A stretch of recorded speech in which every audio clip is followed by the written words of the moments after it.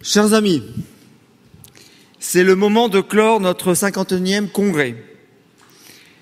Je tiens à remercier tous les délégués, les amis qui se sont investis dans les commissions, qui sont intervenus pendant les débats. Je crois qu'on peut tous nous applaudir.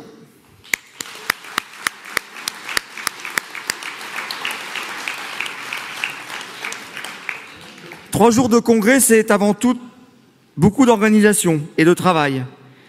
Des tâches qui ont été assurées avec brio par les salariés du siège. Nous remercions également... Alors, ils sont là-bas dans le fond, pour les rescapés. Et dans le fond, là-bas, hein, sur la... Et je crois qu'on peut vraiment les applaudir bien fort. Bravo!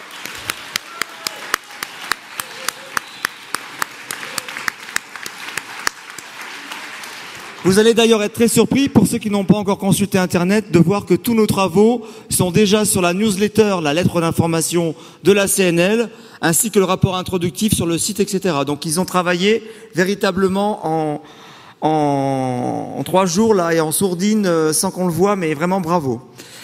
Je crois que aussi on peut remercier l'équipe des Ecellières à qui on a fait beaucoup de caprices, parce qu'on leur a demandé de changer les tables, les chaises, au gré de nos envies. On a aussi besoin de remercier la Fédération du Val-de-Marne, évidemment, et la section de Villejuif. Voilà.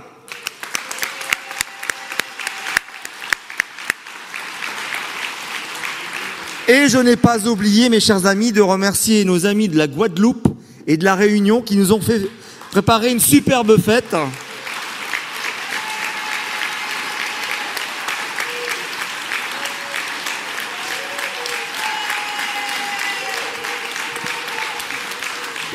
Là-bas.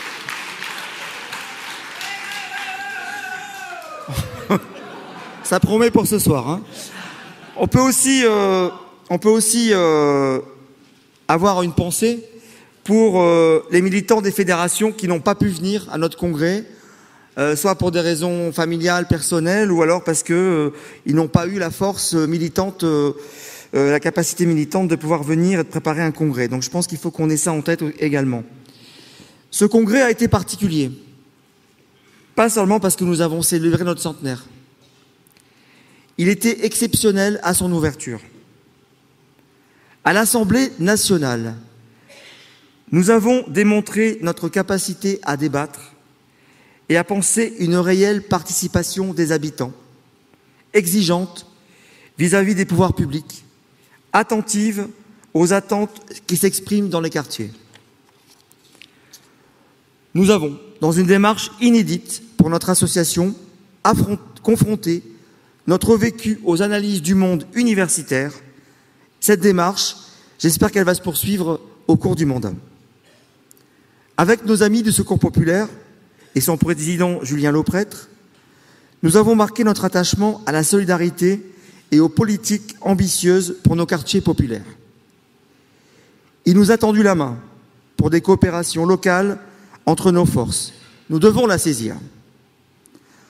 Notre débat public d'hier était aussi d'une grande qualité, réunissant les acteurs essentiels du logement social et de la construction de nos villes. Le dialogue doit se poursuivre. Les pistes de réflexion sont nombreuses. Ainsi, nous pourrons développer un grand service public de l'habitat. Les idées ne manquent pas pour mettre en œuvre un modèle de transition écologique qui ne pénalise pas les habitants et leur permettre d'améliorer leurs conditions de vie. Ces changements ne seront pas possibles qu'avec une grande mobilisation de notre organisation. Nous avons eu aussi le plaisir d'accueillir, et c'est suffisamment rare pour le signaler, la ministre du Logement. Mes amis, c'est une marque de considération pour notre organisation. Ces propositions sur l'aide à la pierre ou les aides sociales sont encore très loin des réponses que nous souhaitons et des réponses à la crise. Son intervention souligne tout le chemin qui reste encore à parcourir pour améliorer réellement la vie des habitants. Nous continuerons à l'interpeller et à faire pression pour une autre politique du logement. Dans tous ces échanges, nous avons montré notre attachement à un débat de qualité, respectueux mais exigeant. Cette reconnaissance et cette écoute sont autant d'enjeux pour notre Confédération et l'ensemble de nos militants pour ces 3 prochaines années. Je souhaite évoquer brièvement ces grands défis qui s'annoncent. Notre première bataille est bien naturellement celle de la promotion d'un réel service public du logement. Les attaques contre le logement social sont loin d'être terminées. Les fusions d'organismes, l'augmentation des loyers, des charges, la montée des expulsions fragilisent l'idée même d'une politique sociale du logement. Nous serons à l'offensive contre toutes ces attaques. Et en premier lieu, lors du prochain congrès HLM, Jean-Louis Dumont hier évoquait le dialogue indispensable avec les associations. Prenons-le au mot, imposons notre rythme et nos idées lors du prochain congrès de Nantes.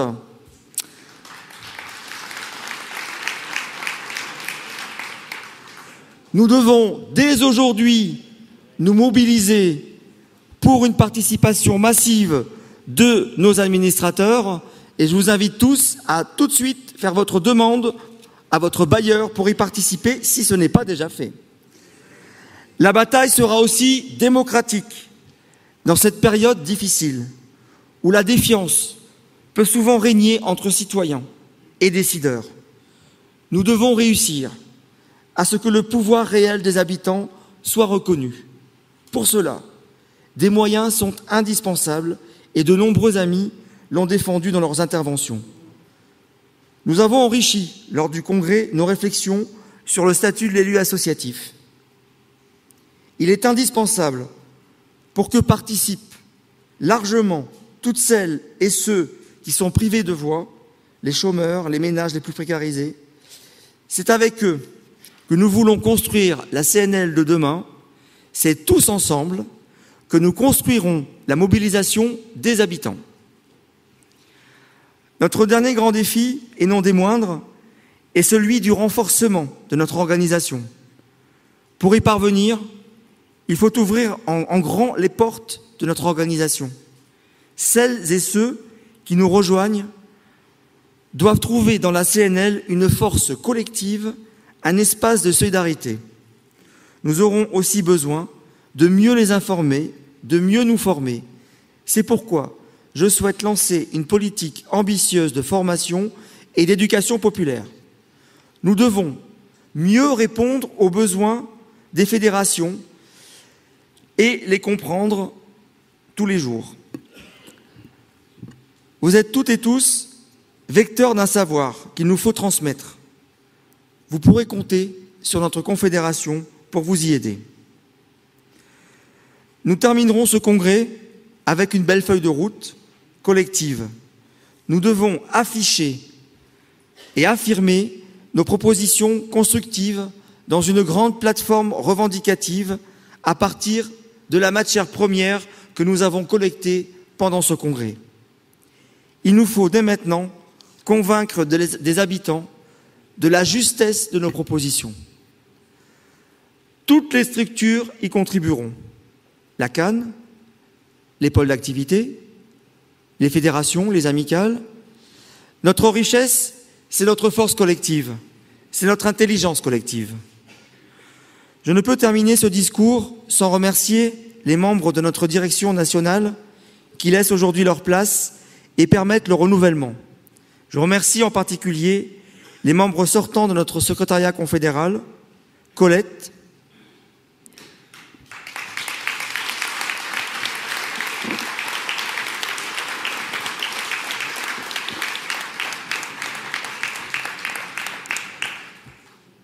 Alice,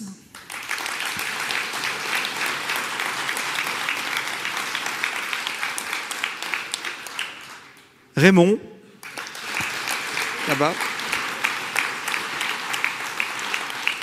et Corinne.